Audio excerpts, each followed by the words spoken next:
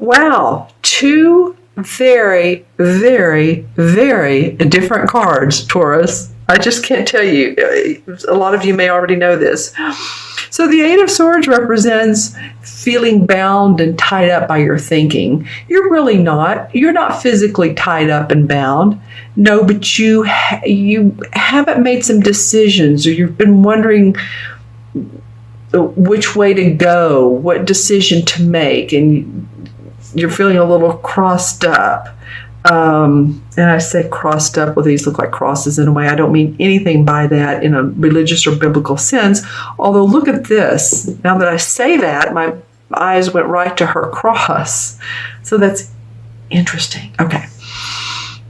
She feels tied up and bound and thinking in her head too much. She's analyzing. She's not being able to make a move because she can't. She's just tied up, and there's a bandana over her vision. She's not seeing. There's a beautiful mountain in the background with a castle. So she could just turn around and open her eyes or see things more clearly, and that this is you, Taurus. If you do that, you have the help of the High Priestess. And the High Priestess, she's just like the most psychic of all the cards in the deck. She knows that everything she needs is within her. She, in fact, does represent, interestingly enough, I was talking about Scorpio, but not that she represents Scorpio, but she does represent hidden agendas. So, it feels like she, and I say she, these cards are not gender specific. So you guys that are listening, just know that he, she, okay? There's just two women in the cards, that's all. So for any of you all that are feeling this way, like there have been choices and decisions and you don't know whether you need to go ahead and take that job or do the project that has been given to you or take the promotion, go into your psychic awareness. There may be some other thoughts, ideas, like I said, hidden agendas. You may see deeper underneath how it will or will not serve your purpose. Okay, so she understands the more negative side of life and the lighter side of life. All right, I'm just looking at this in the initials. Okay. All right. So let's take a look at the first 2 weeks of November. And remember, this is for Taurus, Sun, Moon, or Rising. If these cards do not resonate with you, then always watch your Moon and Rising as well anyway, actually, because it sometimes will complete the story. I said this almost every video, but I have a reader on YouTube that I watch. I've watched her for some years. And my sign for this month, for the month of October, did not resonate. I think one sentence made a little bit of sense, but then I watched my rising and it made a lot more sense, okay? So, well, I'm liking November, and you guys are not the only ones that November's really coming out to play, if you will. These are two, honestly, very positive cards. The Ace of Swords is victory and success around your thinking. So while first you feel a little bit tied up at the first half of October, by the time November gets here, you've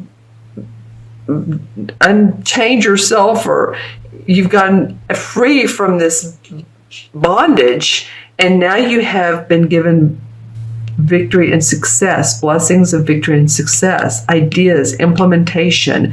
You're moving forward with those. This is the Eight of Wands.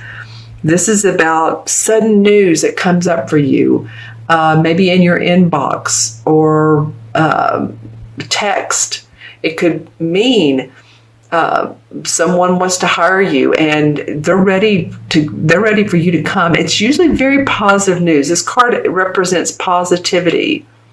Okay, positive news. This wouldn't represent, like, usually does not represent, oh my gosh, someone's been in a car accident. This is usually like moving forward in life. Okay, and this comes under this High Priestess. So I really feel like with with your intuitive abilities. If you all want a reading, then look in the See More section of down below, and you'll see the link to my order page. I'm just throwing that in there just because you have some things going on, as we always do. And it may be why this last card came up, is moving quickly, swiftly, getting news swiftly within sometimes 2 to 3 days. This is fast. This is fast towards the second week of November. Okay, so I'm going to look at the transition card, then this last card. What is this transition card? Dun, dun, dun, dun, dun, dun. Dun, dun, dun. Okay, nice. The Queen of Pentacles. Well, the Queen of Pentacles is an earth sign, Taurus, Virgo, or Capricorn. I feel like this is you guys. I feel like you own your inner Taurian, your inner self. Of course, the pentacles represent our money, our finances, our health. If any of you all have been experiencing unbalanced health, any type of issues, doctor, needing hospital care, whatever it is, she represents health, body, and money. So she's all the physical things on the outside.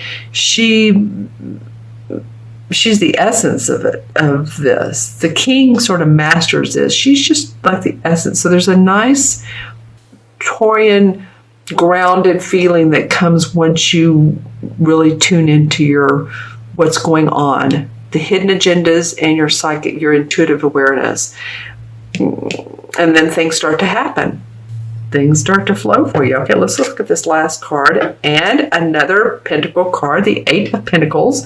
Around your work, you're going to see finance improvement. You're going to see success. This is working hard, not necessarily a labor job, any type of job. Some of you are going to receive accolades. Some of you are going to take on like new learning skills at your particular job. This can represent an apprentice, but it's someone who's very happy with their work. They're doing well. It's the 8. It's about abundance. Okay, it's interesting how the transition was the Queen of Pentacles and the 8 needed to come up. This could mean here, where do we go from here? It's being happy with your work. You've somehow made a decision of which way to go, where best suits you. You've gotten really grounded. An idea comes up and you move forward towards what makes you happy. I know this is a lot about work. There could be some love in here. Let me look into my crystal. All right, so this is for Taurus, mid-October through, wow. The first thing that came up for me was a huge eagle. So I don't know if any of you all have animal totems and they're eagles, because there's also lots of purple, cobalt blue, and green around this. It's very healing. It signifies more than this. You know what else I'm thinking of is not an eagle, but that book, Jonathan Livingston Seagull. If that book represents anything to you, means anything to you on an emotional level, wow, okay. So this could also mean some of you that are into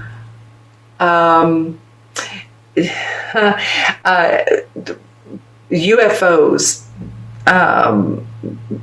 extraterrestrial type of situations, extraterrestrial, that you read about them. Interesting, because one of the last signs I did, I can't remember, it was it was dinosaurs, but for you guys, it's more of outer. It's not as Earth related as it is space related or universe related, or interesting. Lots of colors. Again, a very beautiful green, blue, light purple.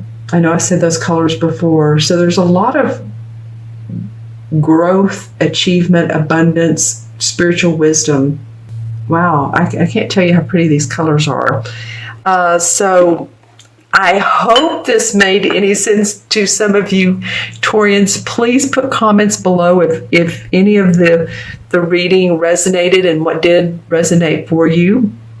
Remember to subscribe if you haven't subscribed. I'm so grateful to all of you that have. And like the video if you like the video. And of course, like I said, to order a reading in the See More section below, there is the link to my order page. Okay, and also to you animal lovers, it feels right to say, be kind to your animals. They will give you that love back. All right? Okay, Taurus, you all be well. Take care. To pay attention to your inner gut feelings, what says yay or nay, and I see some success coming up for some of you guys, like I said, in November. So that's awesome. Okay, Taurus. Oh, I didn't have the cards up. Didn't have the cards up. Hold on. This is 8 and 2 is 10, 11, 12, and 8 is 20. We have 2 8s here. The 8 of Swords and the 8 of Pentacles. You're looking for balance, my friends. You're just looking for balance within your money, within your thinking, within personal life, relationships. Yeah, you definitely are looking for balance. Okay, so 10, 11, and 8, 11, 12, 8, 20, like I said. 2 in numerology represents diplomacy, patience, sensitivity towards, how would I say this?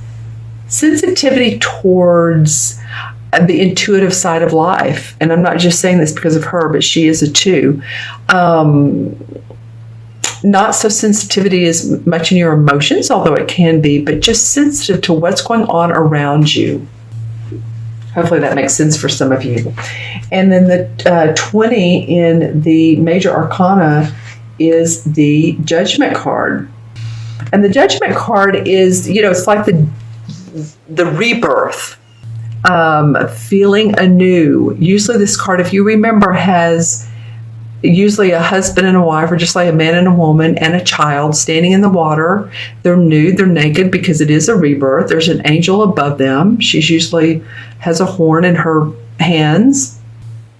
And it signifies all types of religions, but it also signifies, judgment, meaning you've seen the good and the bad of everything. What is it that makes you feel like, and she can help you with this, what is it that makes you feel good in what all you've been doing lately?